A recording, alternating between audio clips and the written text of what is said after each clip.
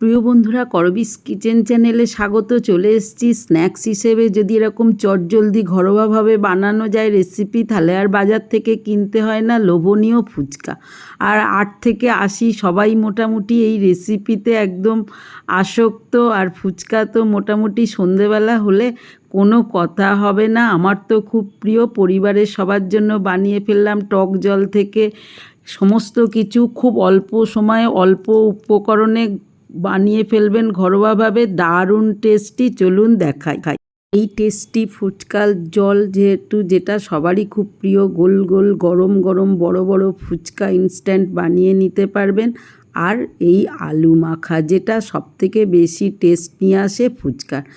আমি বাজার থেকে রেডিমেড ফুচকা কিনে নিয়ে এসেছি। এগুলো কিন্তু প্রথমে একটু চাটুতে বা কড়ায় গরম করে নেবেন, তা নাহলে কিন্তু খুব ফুলবে না। এই যে গরম করার পরে ঠান্ডা হতে দিয়েছি, ঠান্ডা হয়ে যাওয়ার পরে কড়ায় সাদা তেল যোগ করে গরম করে আস্তে ধীরে নাড়ছি। একসঙ্গে অনেক দেবেন না, এরকম 2-4টে করে দিয়ে আস্তে আস্তে ফুলে গেলে তুলে দিন। কত ফুলেছে দেখতে পাচ্ছেন। এরকমভাবে ফুলিয়ে ফুলিয়ে তুলে নিন।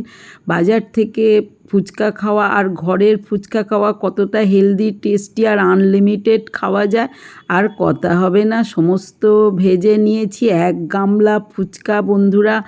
ঘরের যে স্ন্যাক্স পার্টি হিসেবে ফুচকা পার্টিটা কিন্তু দারুণ জমে যাবে।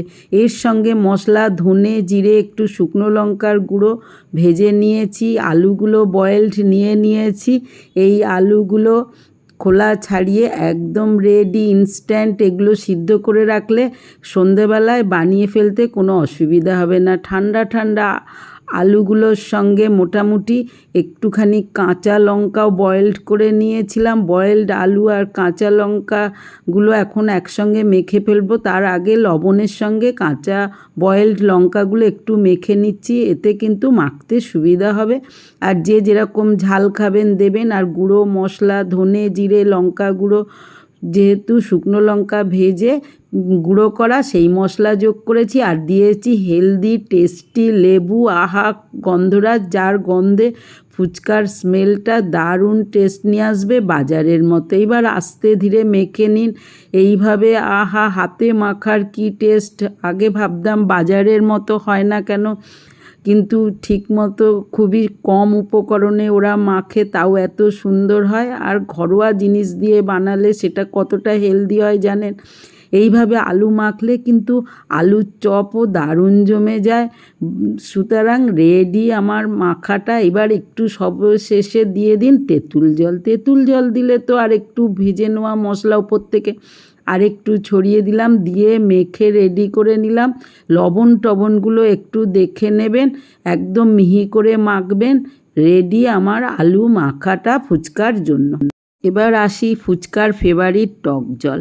তেঁতুল একটু ভিজিয়ে রেখেছিলাম, সেই তেঁতুলটা এখন আমি একটু ছেঁকে নেব। দেখুন, এই তেঁতুলের পাল্পগুলোই ইচ্ছা করলে রেখে দিতে পারেন বা ফেলে দিতে পারেন। আমি কিন্তু অনেক সময় রেখে দিই, এখন ছেঁকে নিচ্ছি। কিছুই নেই। বেশ পুরনো তেঁতুল হলে টক মিষ্টির স্বাদে দারুণ হয়। এবার একটু ভেজে রাখা মশলা গুঁড়োটা যোগ করে দিয়েছি। আর একটু মেখে রাখা আলু থেকে সামান্য একটু যোগ করুন। এই ছোট ছোট টিপসেই আসলে ফুচকার জলটা দারুণভাবে তৈরি হয়ে যায়। এবার প্রয়োজন মতো জল যোগ করে দিন। টেস্ট অনুযায়ী লবণটা মিশিয়ে নিন। বেশি ঝাল খেতে চাইলে আর একটু লঙ্কা গুঁড়ো দিতে পারেন বা কাঁচা লঙ্কা। আর কাগজি লেবুটা, বাকি অংশটা বেশ ওর মধ্যে রসটা দিয়ে দিন আর লেবুটাও যোগ করে দিন। এতে একটা কাগজি লেবুর স্মেল চলে আসবে। তাহলে আলু মাখা টক জল, ফুচকার জল যেটা বলে, রেডি। ইচ্ছা অনুযায়ী টকটা বাড়িয়ে কমিয়ে নেবেন। 1 গামলা ফুচকা নিয়ে চলে এসেছি। হেলদি টেস্টি ঘরোয়া ফুচকা, একদম ফুচকা পার্টির জন্য। সবাই তো রেডি হয়ে বসে গেছে। এখন চলুন, আনলিমিটেড খাওয়া হবে। এখন প্রথমেই একটা ফুচকা ভেঙে ফেললাম। আলুর পুরটা ভেতরে দিয়ে দিলাম বন্ধুরা। এবার অনেকে চাট ফুচকা বানান, দই ফুচকা বানান, সুতরাং যা খুশি বানাতে পারেন, কিন্তু সিম্পল ফুচকা যেটা সবসময় খেতে পারবেন আর হেলদি, সেইভাবেই আমি বানিয়েছি। চলুন বন্ধুরা, আলুগুলো পুড়ে দেওয়ার পরে আস্তে আস্তে টক জলটা দিয়ে দিন 1 চামচ করে, এরকম একটা চামচ হলে 1 চামচ করে দিয়ে দিলেই হলো বন্ধুরা, রেডি আমার ফুচকা। সুতরাং এরকমভাবে ফুচকা যদি সব সময় বানানো যায় আর ফুচকার এইরকম রেডিমেড যদি কিনে নেওয়া যায় তাহলে আর কথা কি বন্ধুরা। বলবো কি বন্ধুরা, এখনই তো আমার জিভে জল চলে এসছে। রেডি ফুচকা, ফুচকার আলু মাখা আর টক জল ভালোবাসেন না এমন কেউ নাই। সুতরাং ফুচকাগুলো কত ফুলেছে দেখুন, আলুটার মাখা তো প্রথমেই দেখিয়েছি। তাহলে বন্ধুরা ভালো লাগলে আমার চ্যানেলটা লাইক শেয়ার সাবস্ক্রাইব করে সঙ্গে থাকুন। কেমন হয়েছে জানাবেন। আপনাদের সহযোগিতা আমার চলার পথ সুগম করুন এই আশা নিয়ে পরবর্তী রেসিপিতে আবার দেখা হবে।